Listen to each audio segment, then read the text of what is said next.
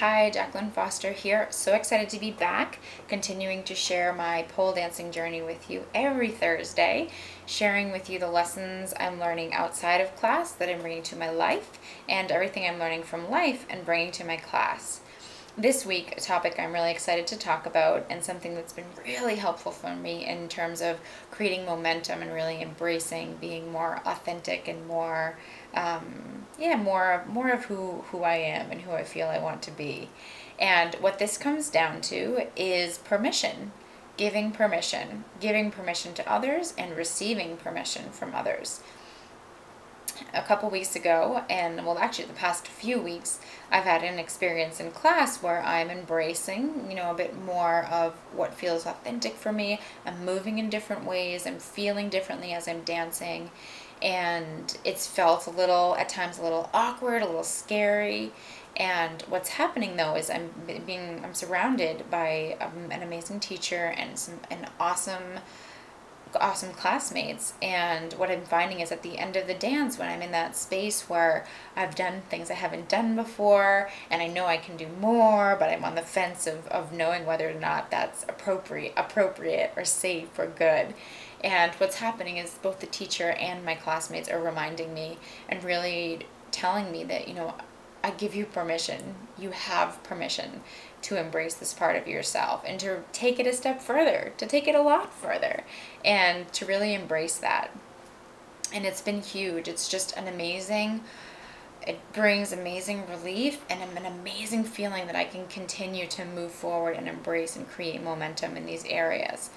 So I encourage you to think about, who are the support systems and the support structures that you've set up in your life in order to create this environment of giving permission and safety, right? Because without feeling like we have permission to do something, even though I think we all would like me, I want to think I'm a very independent person and I can do a lot on my own. But what I'm realizing more and more is that we all need permission. We all need to feel like, it's okay what we're doing, and whether or not that permission comes from, outside sources to reassure us, or there's this cycle of within yourself, as we're getting that permission from other people and we're creating that permission for ourselves, it gives us more and more of that feeling that we can give that permission to ourselves as we're seeing other people do things and they're encouraging us and they're reassuring us.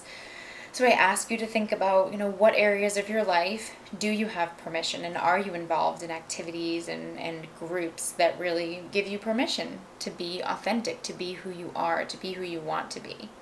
So find those groups if you haven't found those groups. And if you have, I encourage you to both create a space and share with your classmates or your group or your coaching, whatever, that you let them know, I give you total permission to be 100% authentic. And I think that you do this awesome, and I totally give you permission to even take that one step further.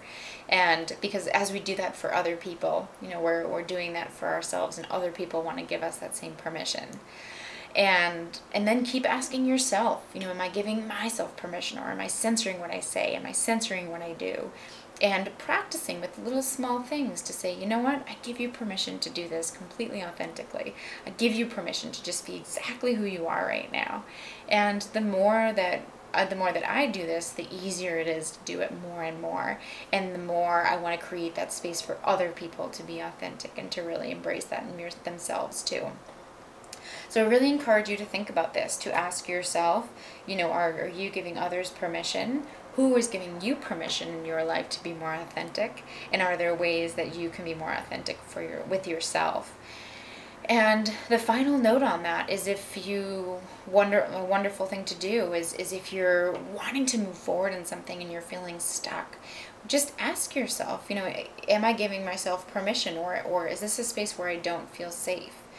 And if you are, maybe get out your journal and just write yourself a little letter and ask yourself, what would need to change here for me, and to give permission to myself to take the next step? What would need to happen in order for me to give permission so that I can create a safe space, and from that safety I can really move into a new habit, a new identity, into really owning a more authentic, space for myself. So I hope this has been helpful. I hope this has resonated. I really look forward to sharing more with you in the future, and I thank you for listening. Thanks.